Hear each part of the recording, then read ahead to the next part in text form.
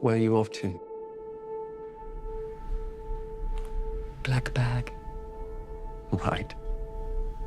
You asked how it works. To be with someone in this business, this is how. You each know what you know, and you know what you'll do, and you never discuss certain things again.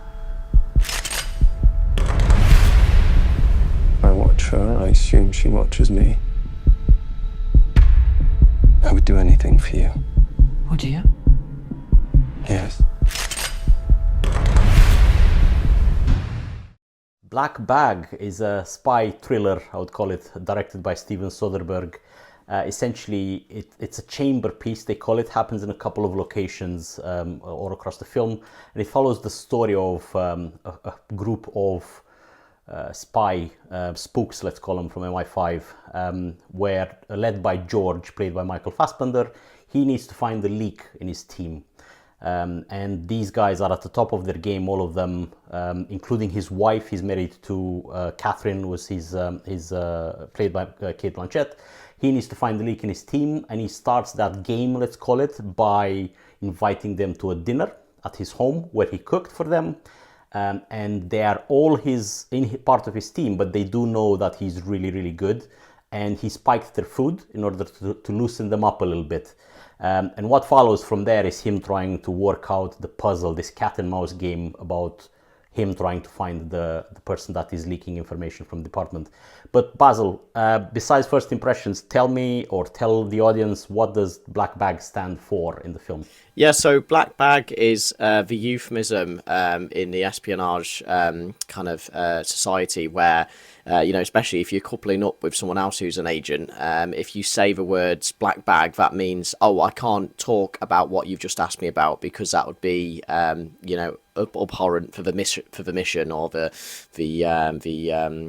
mission or statement or what's going on in that particular purview of that person, which is quite easily done. You can just say black bag whenever you don't want to talk about something, which is one of the themes in the film, isn't it, Alex? Which is how can a relationship work if you can just utter a phrase and not have to explain yourself. But no, I thought this film was very cool and classy and characterized. It was Michael Fassbender's brilliant.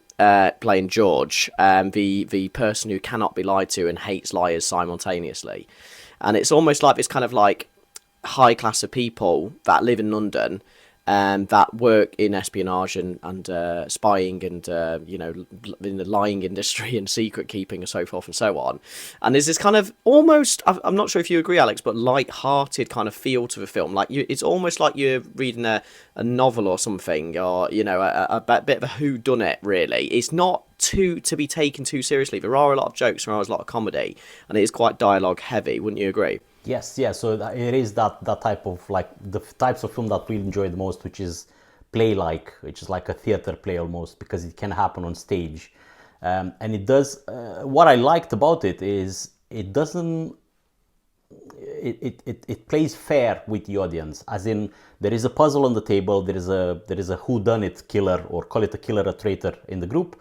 And the film gives you clues along the way that sort of hints or gives you suspects. And I like that because there's no big revelation at the end to say, this is one last clue that you've never known about and that just reveals who he was. It's just slowly giving you pieces to the audience, which is really good. I really enjoy that. Besides the acting and the directing, it's easy to understand. I didn't find myself getting lost into, what's going on. Most of NCSC is 25-year-olds. They were just mucking around trying to zero-day a central router. They didn't know, brick the whole system. Wait, Syria 2012? That was you?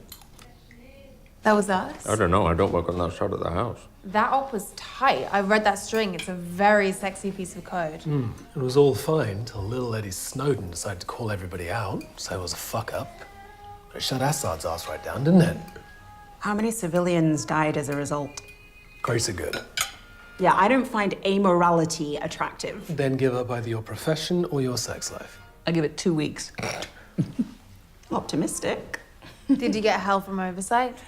Nothing I couldn't handle. Oh, please, the committee fucked with Catherine exactly once. Half of them lost their assignments. Because that's what bad bitches do. And it's also a lot more interpersonal because the relationships between these guys that they have outside work are also playing with their heads, isn't it, Buzz? It's always like they have so many secrets to protect that you don't know which one is going to slip, essentially. Did you get that sense? Yeah, essentially, yeah. It's weird because it's almost like their personal lives are very much interlinked to their work lives, which is very bizarre considering the nature of the work that they do. There's quite a few scenes when two of the characters out of the main six are talking, and they're not quite sure if it's a casual conversation as friends, or is this going to be work related, or if this person's lying to me, and so forth and so on. Did you masturbate this morning? Oh, good. The embarrassing personal questions start early. Yes or no, whenever possible, please. Yeah, I've been looking forward to this. Did you masturbate this morning? No. Didn't have time. Are you sitting down? Yes. Are the lights on in this room? Yes. Are you now in the city of Westminster? No. Do you enjoy toast? Very much. Yes or no? Yes. Have you ever physically assaulted a significant other during an argument? Oh, you know I have. Again, yes or no? Yes. Enthusiastically. So there's always that kind of like tense nature to it, and I think also this film does get tension quite down to a T. Actually, it does it quite well, and the soundtrack helps with that as well. I'm not sure if you agree, Alex, but I thought the soundtrack was quite. I liked the kind of like almost jazz feel to it. It's almost like a jazz bar feel to it with these kind of like rhythmic sounds to follow through with the scenes. Didn't you agree? Absolutely, yeah. I mean, yeah, it's always good to know. It almost like adds to that ticking clock tension or that heartbeat type of. Yes. Which essentially what complements the tension that the film builds.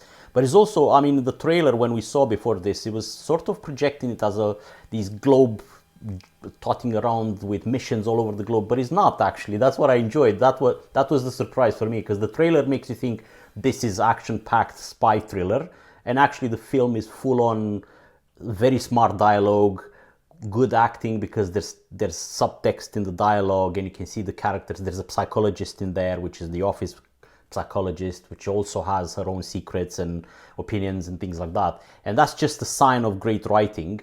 And it's just the director just lets it play out and just lets the actors do the job, and you just treat it with performances for all of these guys, including Michael Fassbender and Cate Blanchett, to be honest, is also brilliant.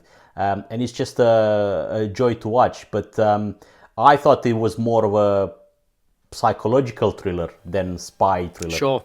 Yeah, isn't it? Yeah, sure, and also all the actors and actresses, they all complemented each other. Especially with a film like this, which is dialogue heavy and I just say it's almost like psychological.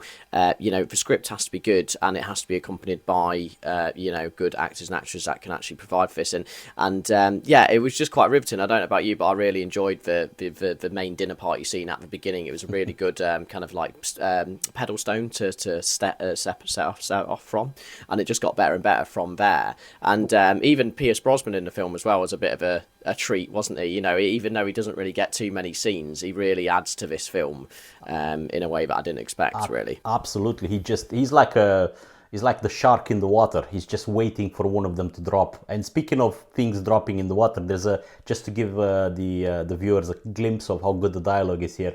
Literally in the beginning, George, which is Michael Fassbender's character, says to his wife after the dinner, "I've dropped the stone now in the water. Now I just need to watch the ripples to find who the leak is," essentially. Which is it's a very beautiful line. Exactly, just goes to show you how very well trained and how at the top of their game these spooks are, and that just is the beginning. So definitely worth it. It's not going to be showered with awards, this film, but it's definitely worth the ticket price. Absolutely enjoyable film. Thank you very much for watching our review of Black Bag. If you wanted to watch just as engaging and energetic whodunit sort of film, me and Alex would recommend Glass Onion. It's a good one.